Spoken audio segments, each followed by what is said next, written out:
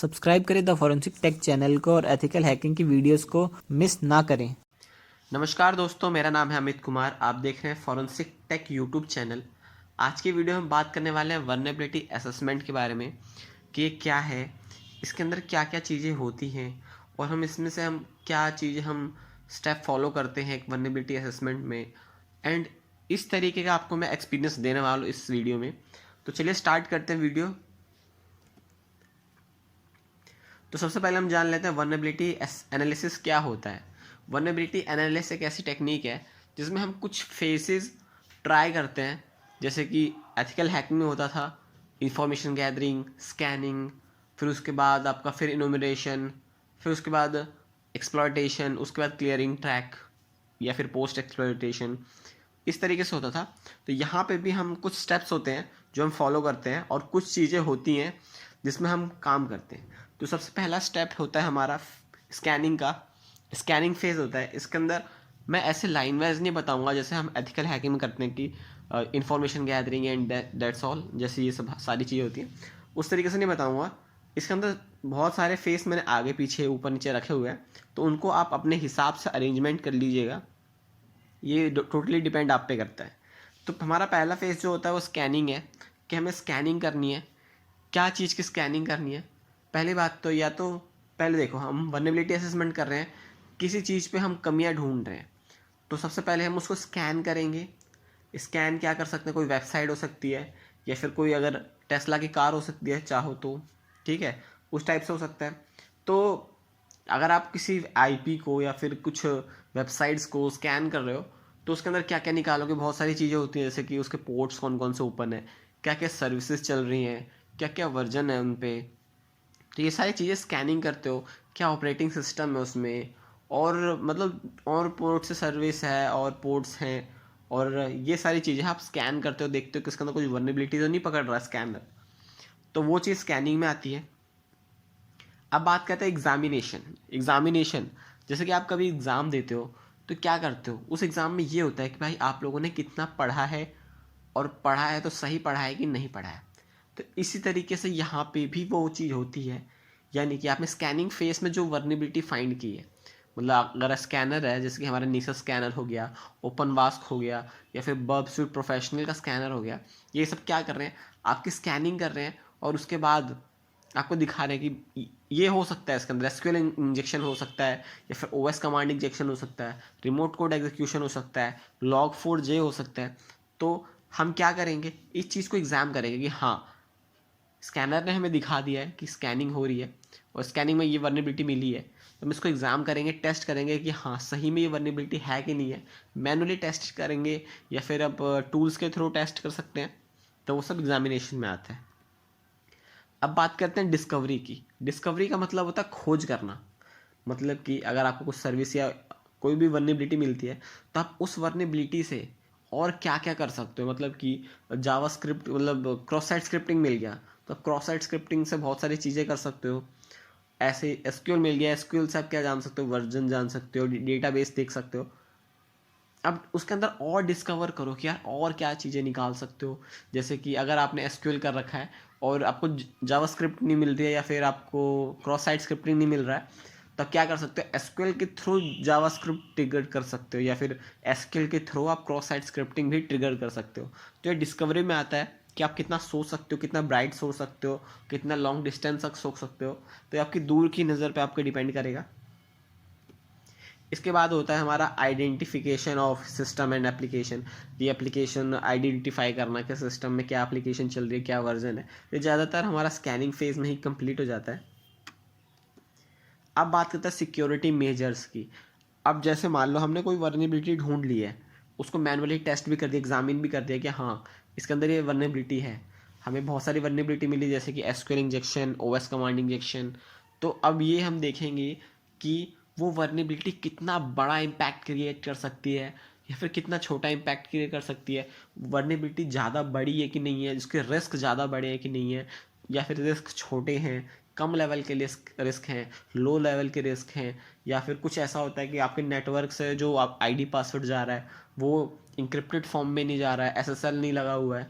तो ये सब सारे सिक्योरिटी मेजर्स में आते हैं कि कौन सी वर्नेबिलिटी बड़ी है उसको रेट किया जाएगा, जो वर्नेबिलिटी छोटी है उनको रेट किया जाएगा। तो 1 से लेकर 10 तक के बीच में जितनी भी वर्नेबिलिटी होती है उन सबको रेट किया जाता है। तो वह सिक्योरिटी मेजर्स में आता है कि आप मेजर कर रहे हो किसी सिक्योरिटी को। अब बात कर लेते हैं वीकनेसेस के बारे में कि आप वीकनेसेस ढूंढते हो, जैसे कि स्कैनिंग फेज में बताया, या फिर आप खुद से कुछ वीकनेस ढूंढते हो, मैनुअली कुछ देखते हो, जिसके आपको पैरामीटर मिल गया स्कैनिंग फेज में, आपको स्कैन नहीं करके बताया कि भाई एसक्यूएल इंजेक्शन इसके अंदर है या नहीं है, या फिर ब्लाइंड एसक्यूएल है कि नहीं है। आपको एक पैरामीटर मिल गया, आप पैरामीटर आपने ट्राई किया, उसमें आपको कुछ नहीं निकला, पर आप ट्राई कर रहे हो और कुछ, आपने कुछ और पेलोड डाला और आप वेबसाइट आपकी स्लो हो गई। स्लो हो गई तो आप सोच रहे हो कि वेबसाइट स्लो हो गई, इसका टाइम बढ़ गया है, तो आप नेटवर्क में जाके चेक करोगे, जैसे कि इंस्पेक्ट करके नेटवर्क में जाके चेक करोगे क्या वो टाइम बढ़ गया है।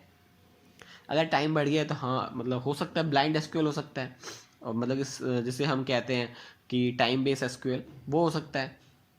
और भी बहुत सारी चीज़ें हैं वीकनेसेस की कि आप कैसे कैसे फाइंड करते हो, तो वो सब चीज़ें आती हैं वीकनेसेस में कि क्या वीकनेसेस हैं इसकी। अब बात कर लेते हैं टाइप्स ऑफ वर्नेबिलिटी असेसमेंट, कि कितने टाइप की वर्नेबिलिटी होती हैं। तो यहाँ पे लिखा भी हुआ है सामने सामने 4 टाइप्स की वर्नेबिलिटीज़ असेसमेंट हम करते हैं। वर्नेबिलिटी बहुत सारे टाइप की होती है, हम असेसमेंट में 4 टाइप्स रखते हैं, जो कि मेजर रोल्स डिपेंड करती है। इसके सब डोमेन आप निकाल सकते हो। सब डोमेन मतलब कि हमने 4 निकाले हुए हैं, 4 पार्ट्स रखे हुए हैं, इन पार्ट्स के भी छोटे छोटे पार्ट्स होते हैं, तो वो आप कर सकते हो, सब डोमेन टाइप फाइंड कर सकते हो। तो अब हमारा टॉपिक है टाइप्स ऑफ वर्नेबिलिटी असेसमेंट, जो कि 5 टाइप्स होती हैं। पहला होता है हमारा एक्टिव असेसमेंट। तो एक्टिव असेसमेंट क्या होता है? सबसे पहली बात ये कि एक्टिव असेसमेंट एक ऐसी टेक्निक है जिसमें हम वेबसाइट को डायरेक्टली कांटेक्ट कर रहे हैं। जैसे मैं कुछ एग्जांपल्स दे देता हूँ। तो इसमें हम बहुत सारे टूल्स यूज़ करते हैं, जैसे कि पिंग हमने करके देख लिया, एच पिंग करके देख लिया, एनमैप करके देख लिया, निक्टो करके देख लिया। तो हम डायरेक्ट एक्टिवली कर रहे हैं उस पर, या फिर मेटास्प्लॉइट करके देख लिया, तो एक्टिवली हम उस पर काम कर रहे हैं, तो एक्टिव इंफॉर्मेशन गैदरिंग आता है। सेकंड आता है हमारा पैसिव इंफॉर्मेशन गैदरिंग। फ़ोटो से देखो, इसमें लिखा हुआ है कि एक मछली कह रही है कि मैं खा रही हूँ, उस तरीके से ही, और दूसरी मछली कह रही है कि मैं खा चुकी हूँ, ऐसा कुछ मान लो। तो आप कुछ वर्नेबिलिटी ढूंढ रहे हो, तो आप डायरेक्ट उस वेबसाइट से, या फिर डायरेक्ट मतलब कि जो हम जिस पे हैक करने वाले हैं, अटैक करने वाले हैं, डायरेक्ट उस वेबसाइट से कमियां ना ढूंढ के आप उसकी कमियां दूसरे चीज़ों से भी पूछ सकते हो। जैसे कि गूगल हो गया, आप उस कमियों को गूगल से पूछ सकते हो कि भैया इस वेबसाइट में ये डेटाबेस है, अब इस डेटाबेस का ये वर्जन है, अब इस वर्जन की कुछ वर्नेबिलिटी हो सकती है, तो मुझे लाओ, शो करो। तो गूगल क्या करेगा, आपको दिखा देगा अगर वर्नेबिलिटी होगी, या फिर कुछ और सर्विसेज हो सकती हैं। तो बेसिकली हम क्या कर रहे हैं, हम थर्ड पार्टी से पूछ रहे हैं पैसिव इंफॉर्मेशन गैदरिंग में, और एक्टिव इंफॉर्मेशन गैदरिंग में हम डायरेक्ट कॉन्टैक्ट कर रहे हैं वेबसाइट को, जो मतलब हैक करने वाले हैं, जिस पर अटैक करने वाले हैं। अब बात कर रहे थे इंटरनल असेसमेंट। इंटरनल असेसमेंट क्या होता है? इंटरनल असेसमेंट यानी कि आप किसी नेटवर्क में है ना, मेरे वाईफाई से कनेक्टेड है। अब मैं आपको कहता हूँ कि भैया मेरे वाईफाई से इतने सिस्टम्स कनेक्ट हैं, उन सब की आईपी ये रही, इन सारी आईपी पे आप टेस्ट करो। या फिर आप ये कह सकते हो कि इतनी सारी आईपी पे टेस्ट करने की ज़रूरत नहीं है, मैं आपको कुछ स्पेसिफिक आईडी देता हूँ या आईपी देता हूँ, उस पर टेस्ट करो। तो इंटरनल असेसमेंट में आप क्या करोगे कि पहले तो स्कैनिंग करोगे पूरे नेटवर्क को, देखो कि वो आईपी कहाँ पे है, उन आईपी फिर ट्रिगर्ड करोगे, उन आईपी पे अटैक करने की कोशिश करोगे। तो इंटरनल असेसमेंट में आ जाता है कि आप नेटवर्क के अंदर ही हो और नेटवर्क के अंदर से ही कनेक्ट करके कर रहे हो। अब बात करते हैं एक्सटर्नल असेसमेंट, यानी कि बाहरी रूप से असेसमेंट कर रहे हो। अब आप नेटवर्क के अंदर नहीं हो, कंपनी के अंदर नहीं हो, आप बाहर से अटैक कर रहे हो। बाहर से कंपनी अटैक क्यों करवाती हैं, एक्सटर्नल अटैक क्यों करवाती हैं? बिकॉज क्योंकि रियल लाइफ जो हैकिंग होती है वो लोग बाहर से ही करते हैं। क्या करते हैं, वो वाईफाई हैक करने की कोशिश करते हैं एयर क्रैक एनजी की मदद से, या फिर कुछ भी हो सकता है, फ्लक्शन हो सकता है, या फिर आप पोर्टेबल हॉटस्पॉट कह रहे हो, या फिर वो लोग क्या करते हैं, एक वर्चुअल हॉटस्पॉट बनाते हैं डमी टाइप का, और बंदे उससे कनेक्ट होने की कोशिश करते हैं और गलती से आईडी पासवर्ड डाल देते हैं, तो उनका वाईफाई हैक हो जाता है। तो यही सब चीज़ें होती हैं। आप एक्सटर्नली कर रहे हो, फिर आप बाहर से हैक करके वाईफाई से कनेक्ट हो रहे हो और फिर सिस्टम को हैक करने की कोशिश कर रहे हो, पेनिट्रेट करने की कोशिश कर रहे हो। तो ये सब आपका आता है एक्सटर्नल असेसमेंट में। अब असेसमेंट के भी बहुत सारे टाइप्स होते हैं। यहाँ पे देख लो, आपका पहला टाइप होता है एप्लीकेशन बेस्ड, यानी कि एप्लीकेशन लेवल पे क्या क्या हो रहा है, एप्लीकेशन कैसे काम कर रही है, कैसे उसमें वल्नरेबिलिटी फाइंड की जा सकती है, एप्लीकेशन क्या रिस्पॉन्स कर रही है। तो ये सब एप्लीकेशन में आता है। उसके बाद आता है होस्ट बेस्ड। होस्ट क्या है उसका, उसके अंदर क्या कमियां हैं, क्या वर्जन है, उन सब की वल्नरेबिलिटी टाइप करना या ट्राई करना। नेटवर्क की वल्नरेबिलिटी असेसमेंट करना, या फिर वायरलेस नेटवर्क को पेनिट्रेट करना या असेसमेंट करना उसका। तो ये सब 4 टाइप्स होते हैं असेसमेंट के। अब बात कर लेते हैं एक्टिव इंफॉर्मेशन गैदरिंग, यानी कि एक्टिव असेसमेंट। एक्टिव असेसमेंट में मैंने जैसे आपको बताया था कि आप कुछ रिक्वेस्ट भेजते हो डायरेक्टली वेबसाइट पे, डायरेक्टली मशीन पे, डायरेक्टली किसी नेटवर्क पे, तो वो होता है आपका एक्टिव असेसमेंट। यहाँ पे लिखा भी हुआ है send request to live network, जो कि नेटवर्क लाइव है, जिंदा है, उस नेटवर्क पे आप रिक्वेस्ट सेंड कर रहे हो एक्टिवली, किसी थर्ड पार्टी के थ्रू नहीं, डायरेक्ट कम्युनिकेशन कर रहे हो। तो वो होता है आपका एक्टिव असेसमेंट, जिसमें आप एग्जामिन करते हो उसका रिस्पॉन्स को कि हाँ भैया रिस्पॉन्स आ रहा है, यानी कि मैं इस पर और ट्राई कर सकता हूँ। अब बात करते हैं पैसिव असेसमेंट की। पैसिव असेसमेंट मीन्स आप डायरेक्टली कांटेक्ट नहीं कर रहे हो, आप इनडायरेक्ट कांटेक्ट कर रहे हो या गूगल से पूछ रहे हो कि भैया ये वेब सर्वर है, इसकी कमियां बताओ, ये प्रोग्रामिंग लैंग्वेज है, इस प्रोग्रामिंग लैंग्वेज ये वर्नेबल कोड है, ये बताओ। तो आप डायरेक्ट ऐसे नहीं कर रहे हो, डायरेक्ट आप गूगल से पूछ रहे हो और गूगल फिर उसकी कमियां निकाल के दे रहा है या फिर आपको उसके बारे में बता रहा है। तो वो सब हो जाता है पैसिव असेसमेंट के बारे में। यहाँ पे आप देख सकते हो जैसे कि रनिंग सर्विसेज देख सकते हो, क्या क्या रनिंग सर्विस हो रही है, उन सर्विसेज की क्या वर्नेबिलिटी है, वो गूगल से पूछ रहे हो। आपको वर्जन मिला, वर्जन की पूछ रहे हो कि वर्नेबिलिटी क्या है। ओपन पोर्ट्स मिले हैं, ओपन पोर्ट्स को कैसे अटैक किया जाए, वो आपको मिला। और डिस्कवर वर्नेबिलिटी, आप कुछ अपने से डिस्कवर कर रहे हो वर्नेबिलिटी, तो वो सब पैसिव में आता है। अब आते हैं इंटरनल असेसमेंट।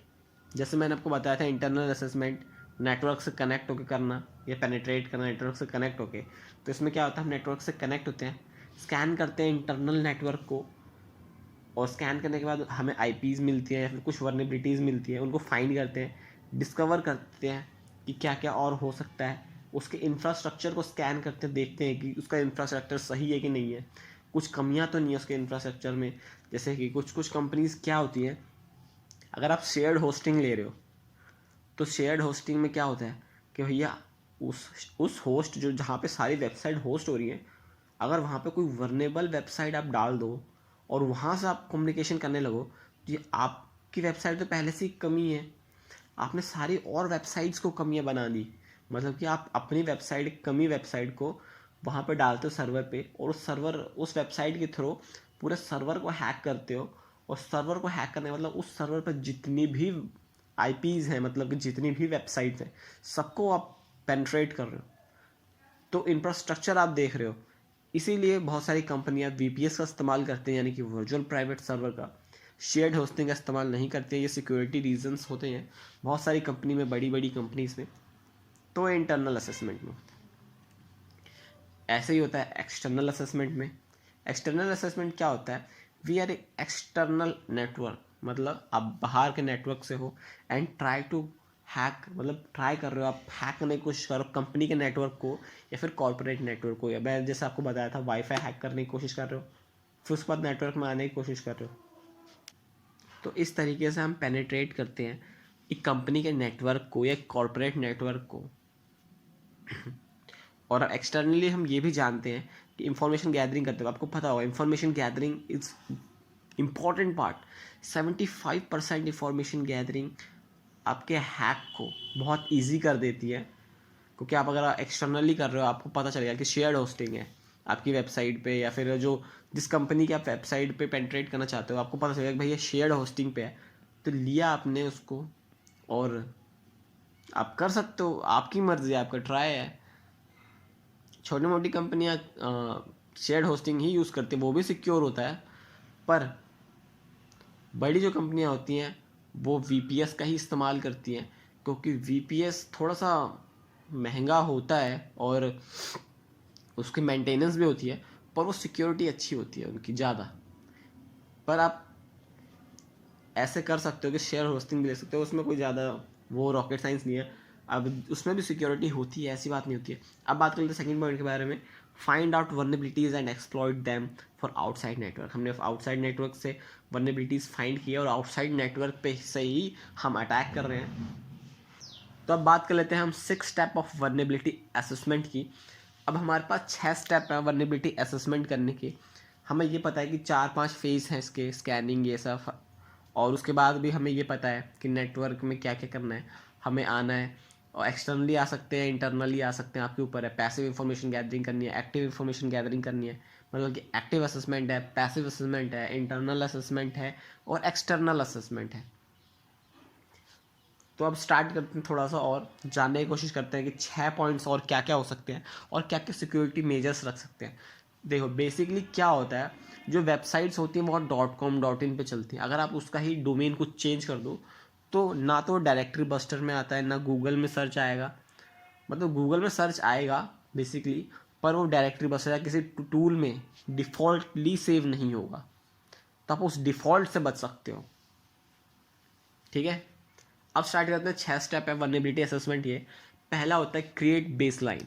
बेसलाइन मतलब आपको एक बेस बना के चलना है कि हाँ ये टूल लेके जाने हैं मेरे को, इन टूल से पेनिट्रेशन टेस्टिंग करने एक प्लान करके चलना है। तो क्रिएट बेसलाइन पे आ जाते हैं हम। Use of tools, uses of applications and service end devices, complete planning. यानी कि हम जिस टूल का यूज़ करना चाहते हैं, Nmap, Nikto, Legion, Metasploit, Nessus, OpenVAS और भी बहुत सारे ऐसे टूल्स हैं, बर्ब स्वीट, जिनकी मदद से आप पेनिट्रेशन टेस्टिंग करोगे, एप्लीकेशंस का यूज़ करोगे। कुछ कुछ डिवाइसेस ऐसे होते हैं जो कि क्रैक करने की कोशिश करते हैं, जैसे कि आप अगर फॉरेंसिक पढ़ रहे हो तो उसमें एक बॉक्स होते हैं, MD5 का बॉक्स होता है, रेनबो टेबल के बॉक्सेस होते हैं। और सर्विसेज, कुछ सर्विसेज आप लेके चलते हो अपने साथ, जैसे कि इंटरनेट लेके चलते हो, और उसके साथ साथ आप कुछ डिवाइसेस लेके चलते हो, जैसे कि रबर डकी हो गया, एंड बहुत सारी चीज़ें हैं जो डिवाइसेस में आ जाती हैं, जैसे कि अल्फ़ा का एडेप्टर हो गया, या फिर एडेप्टर कोई सा भी हो सकता है, वायरलेस एडेप्टर, वो यूज़ कर सकते हो। तो कंप्लीट प्लानिंग के साथ चलते हो, एक बेसलाइन बना के चलते हो कि हाँ मुझे इन टूल्स की ज़रूरत पड़ेगी, इस डिवाइसेस की ज़रूरत पड़ेगी, तो हम ये लेके चलते हैं। और ऑब्वियसली बात है कि लैपटॉप या PC तो आपके पास होगा ही। तो ये कम्प्लीटली प्लानिंग होती है, एक बॉक्स बनता है, एक बैग बनता है, जिसके अंदर आप ये सारी पेनिट्रेशन टेस्टिंग की चीज़ें लेके चलते हो। अब आ जाते हैं, हम देखते हैं कि वल्नरेबिलिटी असेसमेंट्स के टूल्स क्या है। जैसे मैंने आपको बताया था नीसस, नीसस एक टूल है जो कि वल्नरेबिलिटी स्कैनिंग करता है। ओपन बास्क एक टूल है जो वल्नरेबिलिटी स्कैनिंग करता है। एक्यूनेटिक एक टूल है जो वल्नरेबिलिटी स्कैनिंग करता है। मतलब ये 3 टूल आपके स्कैनिंग पे कर रहे हैं, स्कैनिंग पे फोकस कर रहे हैं। तो स्कैन करके आप देख सकते हो कि पूरे नेटवर्क में क्या क्या चल रहा है। इनके ऊपर मैंने वीडियो बनाई हुई है, अगर आपने नहीं देखे कैसे इंस्टॉल किया जाए, कैसे डाउनलोड किया जाए, तो जाके देख सकते हो। मैं लिंक डिस्क्रिप्शन में दे दूँगा और वहाँ से आप चेकआउट कर सकते हो। अब बात कर लेते हैं निक्टो के बारे में। निक्टो से हम यूज़ क्या करते हैं, निक्टो का यूज़ करते हैं स्कैनिंग के लिए करते हैं। इसमें सारी वल्नरेबिलिटीज़ का दिखाता है, क्या क्या हिडन डायरेक्टरीज हैं वो सब के बारे में बताता है।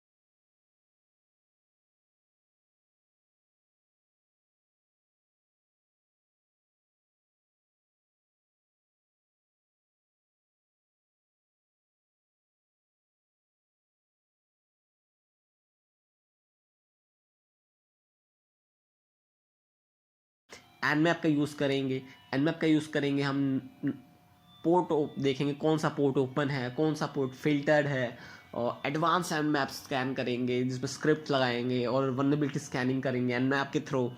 तो ये बहुत सारी चीज़ें होती हैं।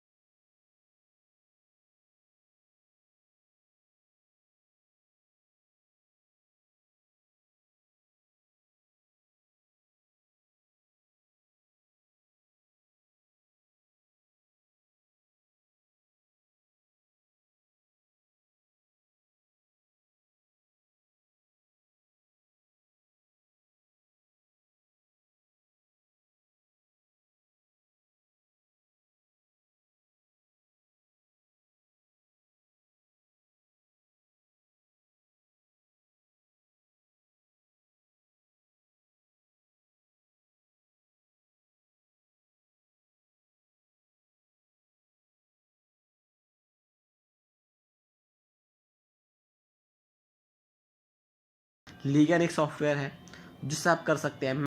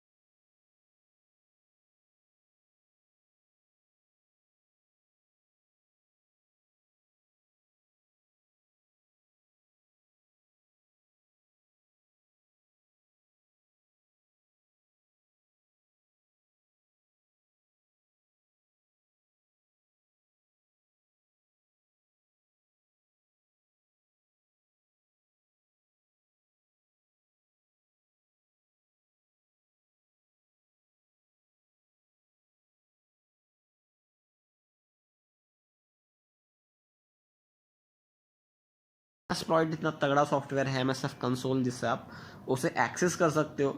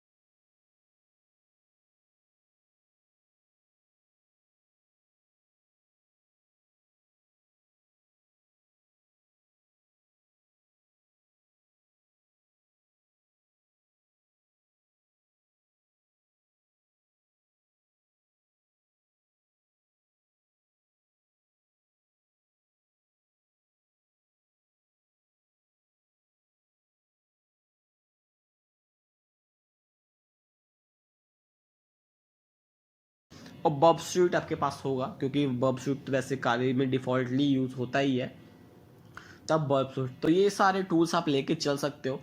इन टूल की मदद से आप वल्नरेबिलिटी असेसमेंट करोगे, स्टार्ट करोगे बिगनिंग लेवल पे। अगर आपके पास तगड़े टूल हैं, आपके पास तगड़ा पैसा है, तो आप जा सकते हो, अच्छे टूल खरीद सकते हो। पर हम जो हैकर्स जो बेसिकली जो बिगनिंग से स्टार्ट करते हैं, वो सब इन सब चीज़ों को लेके चलते हैं। ऐसा नहीं है कि मतलब बड़े बड़े जो हैकर हैं वो भी उसका इस्तेमाल करते हैं, पर इन टूल्स का वो यूज़ करते हैं ज़रूर ही।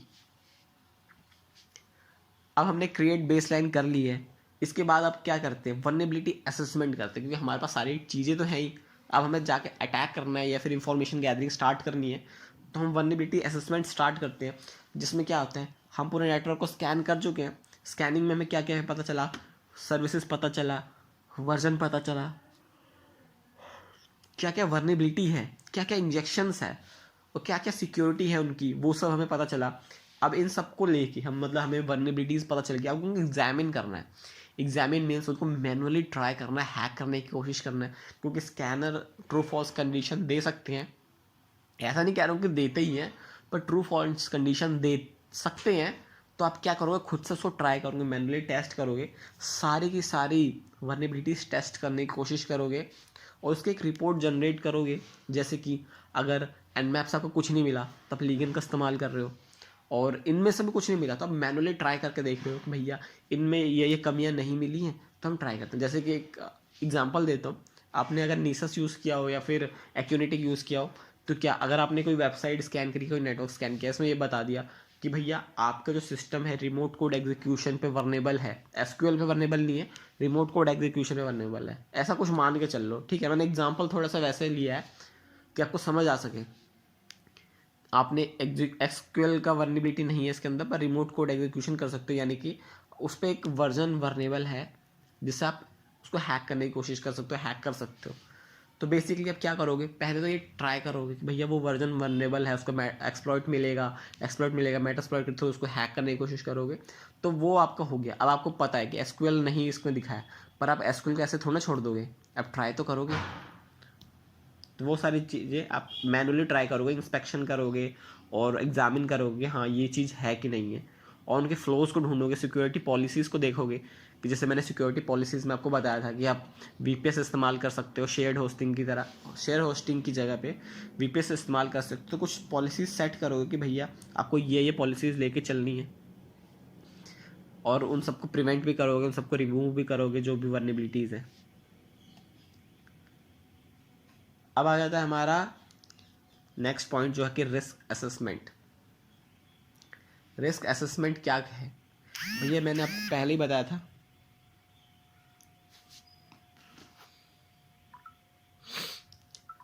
रिस्क असेसमेंट क्या है, इसमें हम रिस्क को असेसमेंट कर रहे हैं, मतलब उसको एक कंडीशन दे रहे हैं कि भैया आप रिस्क हो और उसकी हम असेसमेंट कर रहे हैं, यानी कि वल्नरेबिलिटी क्या क्या इम्पैक्ट है, उस रिस्क का क्या इम्पैक्ट है, उस ऑर्गेनाइजेशन में वो रिस्क क्या क्या काम करेगा, वो सब बता रहे हो।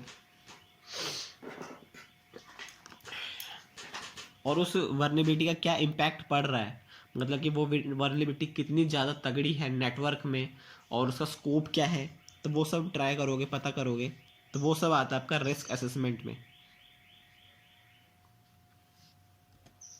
अब रिस्क असेसमेंट में आप जैसे कि वर्नेबिलिटीज आपने खोज तो ली, उनकी वर्नेबिलिटी को स्कोरिंग सिस्टम देना होता है कि मतलब वो वर्नेबिलिटी कितना है, मतलब कितने पानी में है वो वर्नेबिलिटी, या फिर कितनी हाई है कितनी लो है।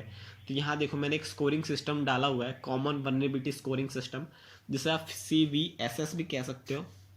ये क्या करती है, वर्नेबिलिटीज़ को न्यूमेरिकली स्कोर करती है। जैसे कि नन में मान लो आपको कुछ मिल गया, सेल्फ एक्सेस मिल गया नन में, तो उसमें क्या हुआ, आप उसने आपको इन्फॉर्मेशन दे दिया कि भैया आप ये इंफॉर्मेटिव है, इससे ज़्यादा कुछ इम्पैक्ट नहीं है। पर अगर आप उसमें कुछ और वर्नेबिलिटी ढूंढते हो, लो वर्नेबिलिटी ढूंढते हो, जैसे कि हाँ सिक्योरिटी मिसकॉन्फ़िगरेशन या डिफ़ॉल्ट ऐसा कुछ ढूंढते हो, तो वो आपका लो में आ गया। मीडियम में क्या होता है कि भैया आपने कुछ मीडियम टाइप की वर्नेबिलिटी ढूंढी, जिसे आप ब्रूट फोर्स कर सकते हो, बाईपासिंग कर सकते हो, तो मीडियम में आ गया। अकाउंट टेक ओवर कर सकते हो, हाई में आ गया। और अगर आप उसे पूरा ही रिमोट कोड एग्जीक्यूशन कर लेते हो या एसक्यूएल कर लेते हो तो वो आपका क्रिटिकल में आ गया। तो आपको इस तरीके से आपको पॉइंट्स मिलेंगे। आप एग्ज़ाम देते हो, आपके 10 में से 1 नंबर आते हैं, 10 में से किसी बच्चे के 10 आते हैं। जो बच्चा अच्छा पढ़ता है, जो अच्छा क्रिएट करता है इम्पैक्ट टीचर के सामने, उसको ज़्यादा पैसे मिलते हैं, उसको ज़्यादा स्कोर मिलता है। तो वही कंडीशन ऐसी है। पर आप ये कह सकते हो कि अगर आपको लो वर्नेबिलिटी भी मिली है तो उसका आप हाई इम्पैक्ट बना सकते हो।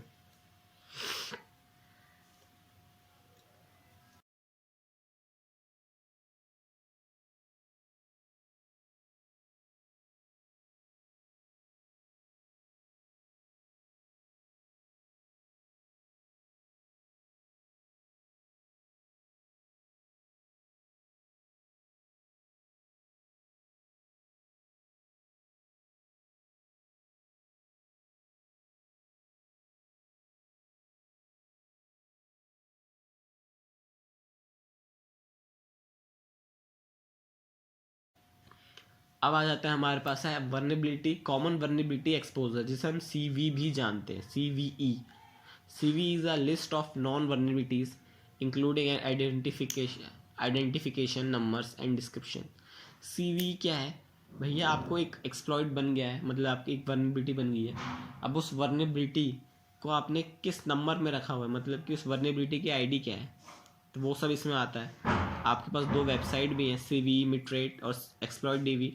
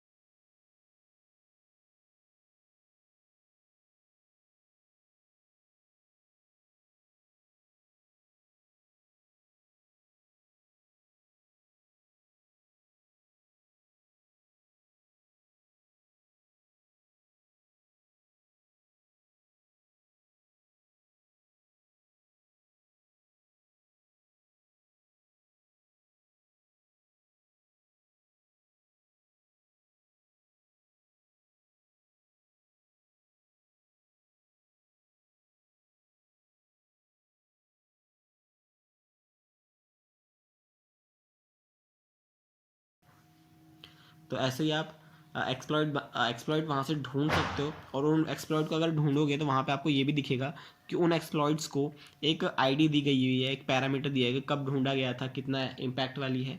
तो वो सब आपको इन 2 वेबसाइट से मिल जाएगा। बेसिकली इन 2 वेबसाइट का यूज़ करते हैं। और जो हैकर हैं वो अलग अलग वेबसाइट्स का और यूज़ करते हैं, जैसे कि NVD, नेशनल वर्नेबिलिटी डेटाबेस, तब उसको भी चेक कर सकते हो।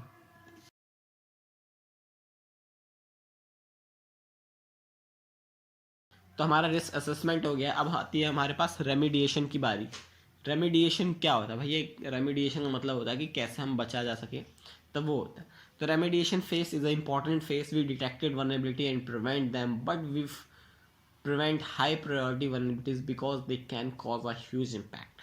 इसका मतलब ये है कि रेमिडिएशन में हम, रेमिडिएशन एक इम्पॉर्टेंट फेस होता है। इसमें आप क्या करते हो? वर्नेबिलिटी डिटेक्ट करके उसको, वर्नेबिलिटी को प्रिवेंट करने की कोशिश करते हो, यानी कि सही करने की कोशिश करते हो। अब सही आपने कर लिया, ठीक है, उस वर्नेबिलिटी को। अब सबसे पहले क्या क्या करते हो? जो हाई इम्पैक्ट वाली वर्नेबिलिटी है, जैसे SQL हो गया, रिमोट कोड एग्जीक्यूशन हो गया, log4j हो गया, इन सबको आप पहले ठीक करोगे। उसके बाद आप छोटी छोटी वर्नेबिलिटीज़ पे आओगे और उन सबको भी ठीक करते जाओगे। अब आ जाते हैं हमारे नेक्स्ट टॉपिक के बारे में, जो है कि वेरिफिकेशन। वेरिफिकेशन का क्या मतलब है, यहाँ देखो सिंपल से इंग्लिश में लिखा हुआ है, पर हम क्या करेंगे कि वेरिफिकेशन का मतलब होता है वेरीफाई करना। मतलब आपने वल्नरेबिलिटी ढूंढी, उसको ठीक किया, वेबसाइट पर फिर सही किया और उसको डाल दिया। अब वो इन्वायरमेंट में दोबारा टेस्टिंग होती है कि भैया दोबारा चेक करो कि जो ये हमने डाला है, कोड डाला है, वो क्या एसक्यूएल से इंजेक्ट मतलब एसक्यूएल से वर्नेबल है कि नहीं है। मतलब कि अगर अगर कोई कंपनी है उस पर एसक्यूएल वर्नेबिलिटी मिल गई है, हम क्या कर रहे हैं, वेरीफाई कर रहे हैं और उसको हमने रेमिडिएट कर दिया कि रेमिडिएट मतलब हमने उसको हटा दिया, एसक्यूएल इंजेक्शन वर्नेबिलिटी नहीं मिल रही है। अब हम दोबारा चेक करेंगे कि भैया वो एसक्यूएल इंजेक्शन सही में अब नहीं मिल रही है कि है, तो हम ट्राई करेंगे एसक्यूएल कोड मतलब सिंगल कोड डालने की कोशिश करेंगे। सिंगल कोड डाला और कुछ नहीं शो हो रहा है, इसका मतलब कि नहीं है, वहाँ पे वेरीफाई हो गया है। पर अब और भी चीज़ें आप ट्राई करेंगे दोबारा से कि भैया अब दोबारा से ट्राई करोगे हाँ ये हो सकता है कि नहीं हो सकता है, कुछ और वर्नेबिलिटीज तो नहीं पैदा हो रही हैं इसकी वजह से, तो वो हम ट्राई कर सकते हैं। क्या ब्लाइंड एसक्यूएल तो नहीं चल पा रहा है, तो वो भी हम ट्राई करेंगे। तो वेरीफाई में हम दोबारा से वेरीफाई करते हैं कि वो वर्नेबिलिटी फाइंड मतलब उस इन्वायरमेंट में रिमूव हुई है कि नहीं हुई है। इसका काम यही होता है वेरीफाई करना कि वो वर्नेबिलिटी वेरीफाई करो और ये चेक करो कि उस एनवायरनमेंट में वो वर्नेबिलिटी है कि नहीं है, रिमूव हुई है कि नहीं हुई है, तो हम वेरिफिकेशन करते हैं। उसके बाद आता है आपका मॉनिटरिंग फेस, जो कि मॉनिटरिंग यानी कि जिसको आप बार बार देख सकते हो, नेटवर्क के ट्रैफिक को देख सकते हो, सिस्टम के बिहेवियर को देख सकते हो, इंट्रूजन्स देख सकते हो, मतलब कि इंट्रूडक्शन मतलब क्या फायरवॉल लगा सकते हो, आईडीएस लगा सकते हो, आईपीएस लगा सकते हो। ये क्या करते हैं, बेसिकली कोई मैलिशियस एक्टिविटी नहीं आने देते हैं पैकेट्स में। यानी कि अगर आप कोई मैलवेयर भेज रहे हो तो वो फायरवॉल डिटेक्ट कर लेगा, उसको ब्लॉक कर देगा या फिर ड्रॉप कर देगा। तो ये सब आप चीज़ें करते हो। इंट्रूडर डिटेक्शन सिस्टम हो गया, प्रिवेंशन सिस्टम हो गया, और मॉनिटरिंग कर रहे हो जैसे कि स्प्लंक में आप करते हो। स्प्लंक बहुत अच्छा टूल है यार, एकदम मस्त टूल है, स्प्लंक का यूज़ करके देखो एक बार। अगर आप शॉक एनालिस्ट बनना चाहते हो, मॉनिटरिंग करना चाहते हो, तो स्प्लंक का यूज़ करके देखो नेटवर्क ट्रैफिक्स को, सिस्टम बिहेवियर्स को, तो वहाँ पे आपको पता चलेगा। तो मॉनिटरिंग करते हैं लोग और फिर चेक करते हैं कि हाँ कहीं से कोई पोर्ट ओपन तो नहीं है, और पोर्ट ओपन में भी है तो उसके अंदर से कोई डेटा ऐसा मैलिशियस डेटा तो नहीं आ रहा है, तो वो सब मॉनिटरिंग करते हैं।